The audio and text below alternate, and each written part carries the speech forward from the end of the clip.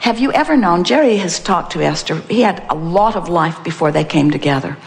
And he was in the circus as a teenager, and then he was in show business for years, and he was on the road constantly and surrounded by all kinds of different people. And he spoke frequently about the roughness of the environment and how he readied himself to protect himself. He was very fierce. He knew that there could be those who would come to fight, and he had to be ready for it and to give it everything he had when it did come. And for a period of his life, there was hardly a day that he did not have an altercation and come to physical blows with someone in his quest to make the world a better place. After all, don't you make the world a better place by beating the hell out of anyone who's trying to do the opposite?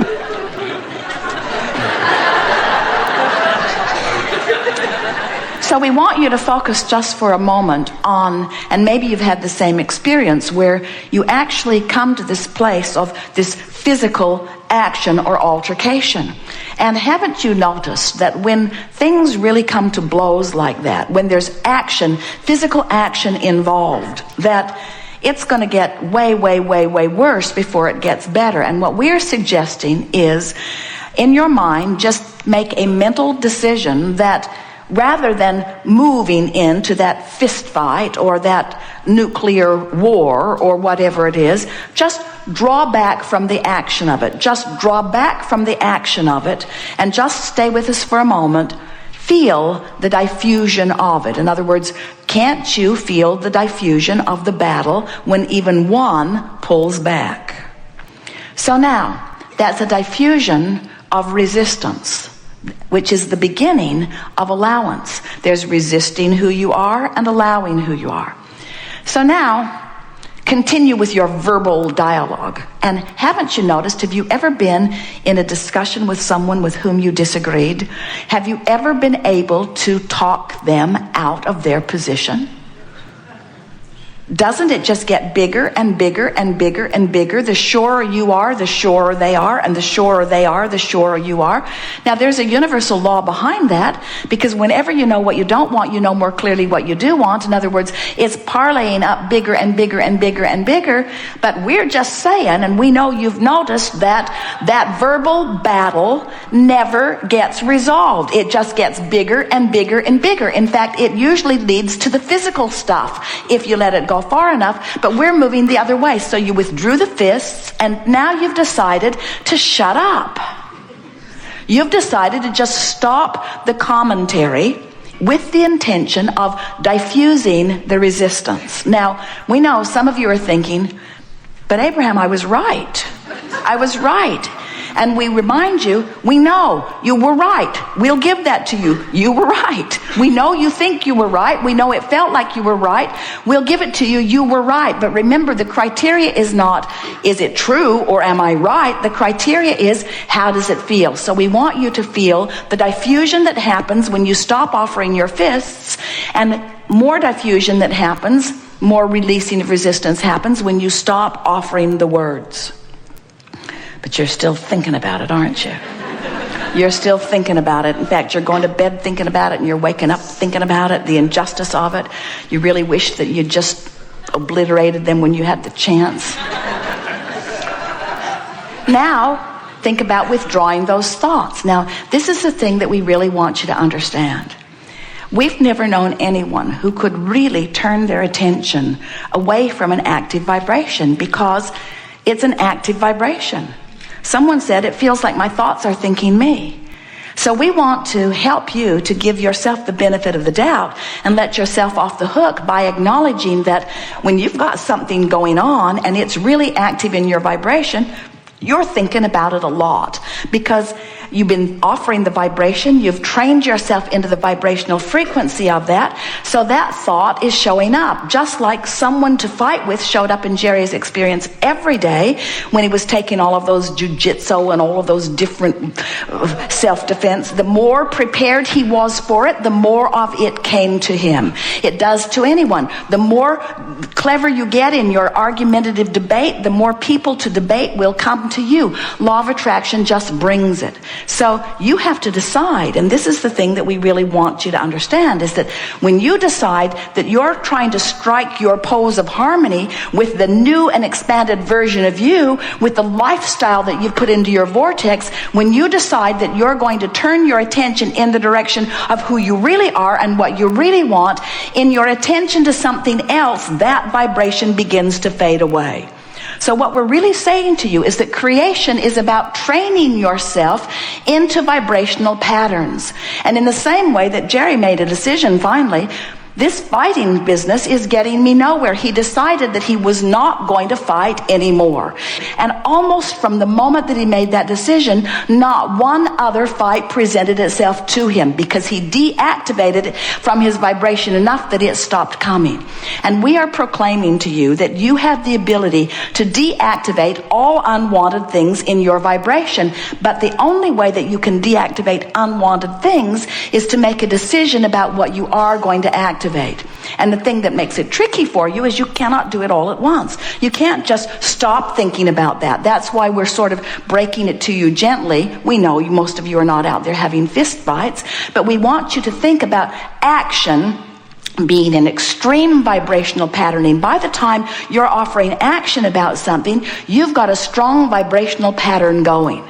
And you've got a lot of strong vibrational patterns that serve you, but you have some vibrational patterns that don't serve you too. So cease the action as quickly as you can. Cease the commentary as quickly as you can. Do you know, if you would just make a decision to stop talking about those things that bother you, I'm going to stop talking about those things that bother me. I'm going to stop talking about those things that bother me. You would catch yourself more often when you're talking about those things that bother you. And eventually, by choosing the other side of it, years ago, we offered the idea of pivoting. When you know what you don't want, you know what you do want. So in the middle of talking about what you don't want, if you would stop and say, what I do want is, and wouldn't it be nice if, you could, in a very short period of time, we're talking about a matter of hours really, a couple of days at most, you could change the vibrational patterning of any subject that has been bothering you, and law of attraction will no longer bring you the cooperative components that are annoying you, and will begin to deliver to you the cooperative components that are pleasing to you.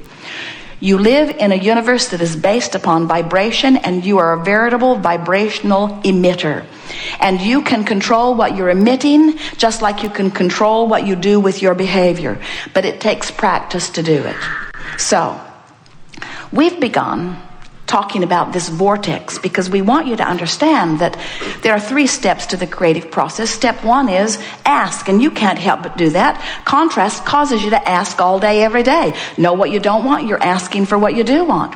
Step 2 is source becomes the vibrational equivalent of what you're asking for. That's this vortex that we're talking about. Source stands in this vortex, emitting the signal of what you have become. And law of attraction gathers all cooperative components to that vibrational place. Now, sometimes you say, well, the vibrational place isn't all that exciting to me because I can't spend it. I can't see it even. I can't hear it. I can't smell it. I can't taste it. I can't touch it. I'm not that excited about this vibrational vortex thing, whatever it is. And we say, but you must be excited about it because you have to understand that everything that you know that has manifested in your physical world was a vibrational frequency first and was in a vortex vibrationally before the components were gathered enough that it could be translated through your vision, through your auditory, through your sensory perception. In other words, everything that you see in this physical time-space reality is a vibrational interpretation of something that was in a vortex, just like this vortex that we're talking about. It is a precursor to everything. It's big, and it is reality. Step 3 is you got to find a way into the vortex. You've got to let yourself be vibrationally up to speed.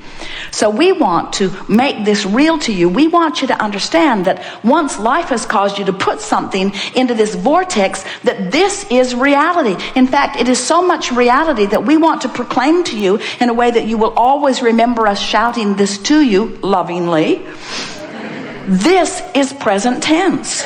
This vortex is who you are. That's why when you don't let yourself be up to speed with it, you feel the drag that is what is resistance, that is what is negative emotion. When you feel bad, it's because you're not up to speed with the present vibration of who you are.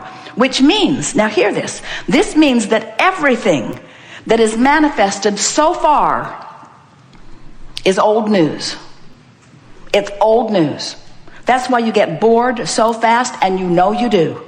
You know you do. As quickly as a manifestation comes, you're off to the next one. And we want you to understand that this vortex of creation is where it's at, because it is where the vibrational version of you is. It's who you have become. And if you're not up to speed with it, even a little bit not up to speed with it, you're going to feel the diminishment of not being up to speed with it. So if you're really not up to speed with it, you feel despair. You feel powerless. If you're less not up to speed with it, how's that for a tricky way of saying it? As you're closer to the vortex, feeling some anger, you're offering less resistance, more allowance. If you're overwhelmed, you're offering less resistance than you were, but still a pretty good wad of resistance. Frustration, pretty good wad of resistance. If you're feeling hopeful, there's not much resistance in your vibration at all.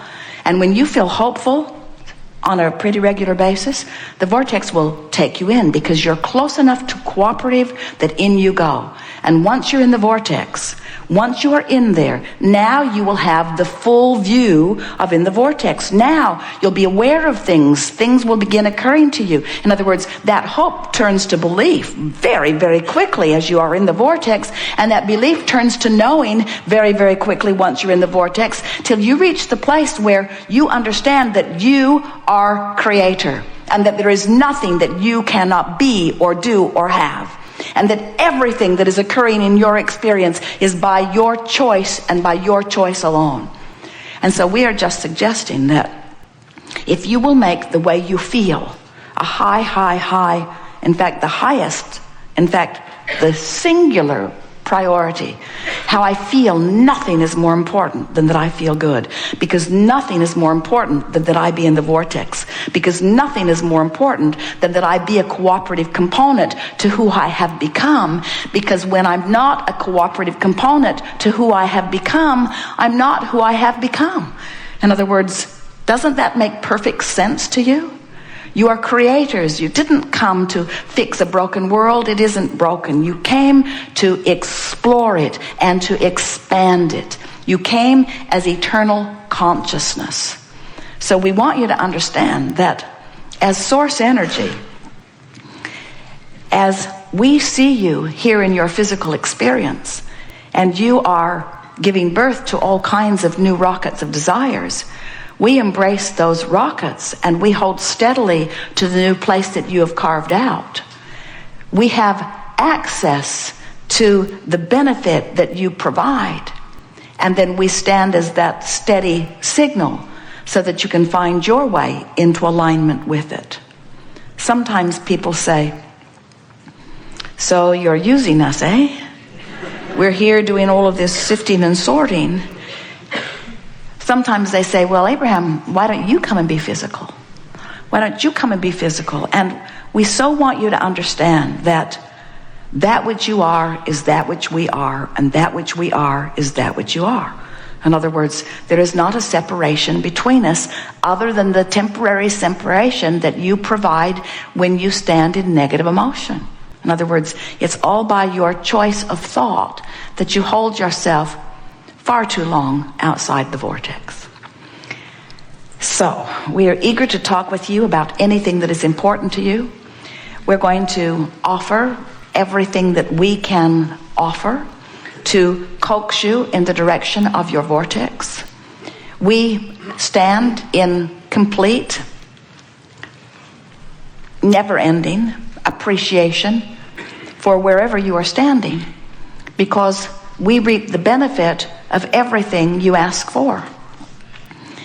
So some might say we do have the better end of this stick, because we stand in the place getting to receive the benefit of all of your sifting and sorting and expanding. But we want you to understand that this vibrational place where we stand, this place of love always, this place of constant knowing and appreciation, this place of riding the fastest wave into the new realm of expansion, it's there for you too.